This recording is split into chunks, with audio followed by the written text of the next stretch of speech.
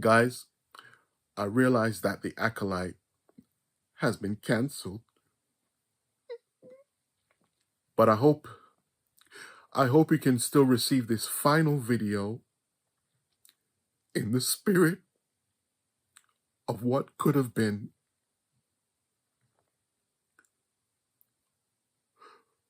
Greatness. I'm sorry, it must be the pressure of entertaining. What a finale.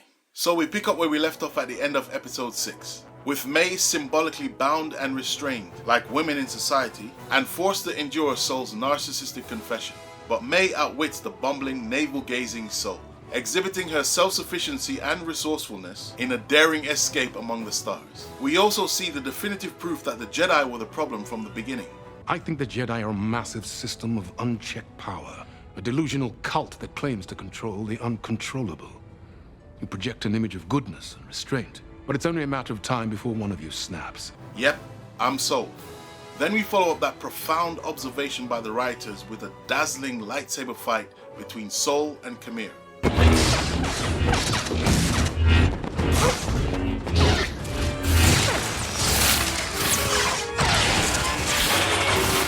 There was also an innovative touch to Kamir's dual-wielding fighting style, with the addition of a lightsaber with a short blade, which is a callback to samurai movies.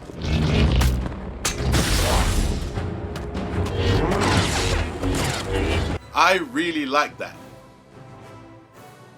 May triumphs again by reclaiming her body and demonstrating her true activist spirit. She struggles boldly and liberates herself from under Soul and Kamir's patriarchal manipulation, rejecting both their attempts to entice her. Strike him down, and your journey will be complete. No. I want him to confess what he did. And so, in a profound 4D chess move, she compels Soul to confess his unspeakable crime in front of Osha. The crime of killing the beautiful black goddess, the mother of the twins who are one. The black woman is God. You killed our mother. I did. Is that true? Osha follows her sister's lead and achieves her own liberation. She also reclaims her body, denouncing Soul's patriarchal lies. I wanted to tell you so many times, but I couldn't. Stop talking. Osha does the only thing she could, which is what Soul deserves. She murders him.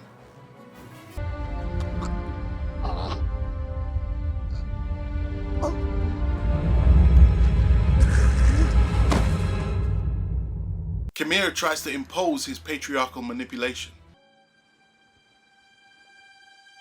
But Osha extends Soul's lightsaber toward him defensively. Suddenly, the blade goes from blue to red.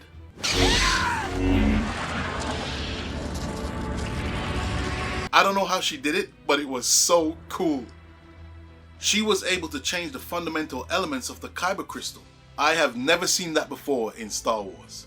And look, to all the toxic fans who may have a problem with that, it doesn't matter. What matters is Osha's final form as a true activist was complete. It was here that she became woman, the dark goddess. She became Hecate. In that moment, she belonged to herself and no man.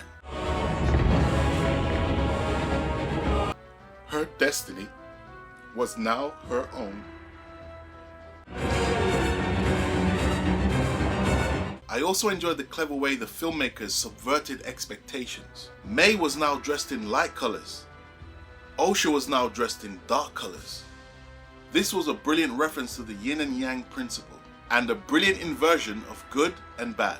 Without light, there is no dark. You need both these things. The bottom line, brothers and sisters, what I'm trying to tell you tonight is that evil is necessary. Because what is good and bad anyway? Evil is necessary, thereby, if it's necessary, evil must be good. What is good? What is evil? Evil is good. Yeah.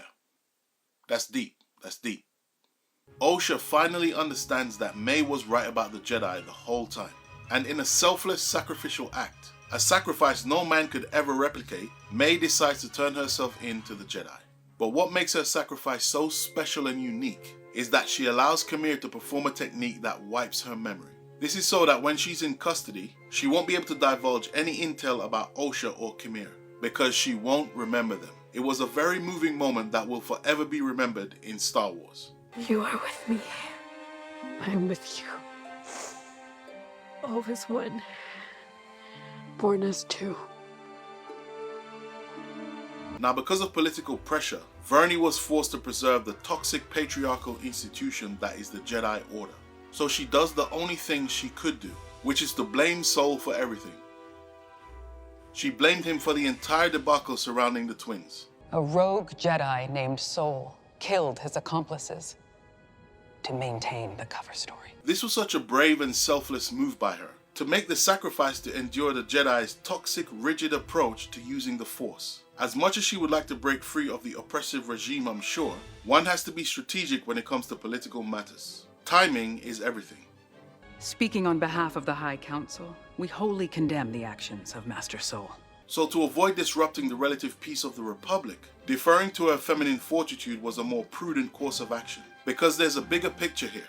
He was my friend. Seriously, I'm so enamored by the consistent display of feminine strength in this show. Sorry, my friend. We then see Osha in her final form as the Dark Goddess, and she's now teamed up with Kamir. He claims that he'll be the one to instruct her in her use of the Force, but I think in the end it will be him who learns from her. There's one thing I didn't like though. I didn't like the fact that Kamir just replaced May with Osha. Like Brad Pitt replaced Jennifer Aniston? Nope, didn't like it. Or John Mayer replaced Jennifer Aniston? Do better next time. Or Vince Vaughn replaced Jennifer Aniston? I know you can do better. Or that Munch from the Counting Crows replaced... The point is, my dog is not Jennifer Aniston. It just took away from the great work that the writers did to establish the feminine strength we experienced throughout the show. And so the final shot of them is of Kamir joining hands with Osha.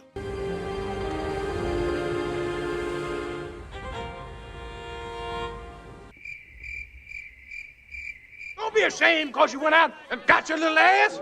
Ass is good. Eva's good and ass is good. And I have to say, it evoked a sense of a god and goddess union, like Persephone and Hades, or Baal and Ashtoreth, or Dagon and Shalash, or Osiris and Isis, or Shiva and Kali.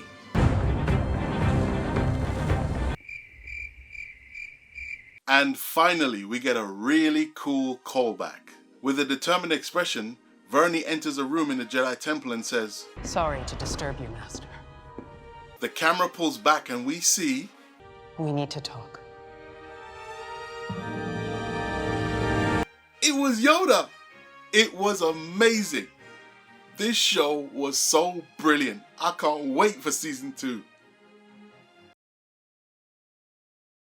Tell me I've nothing to do.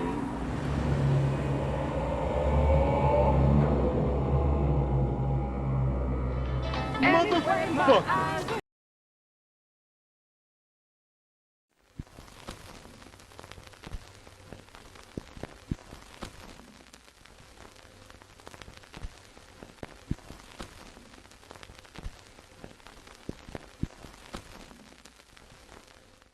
Alright guys, look. I did everything you asked. Can you let me go, please? I just want to go home. No, please. I just want to... No, please. Please, no, don't. No.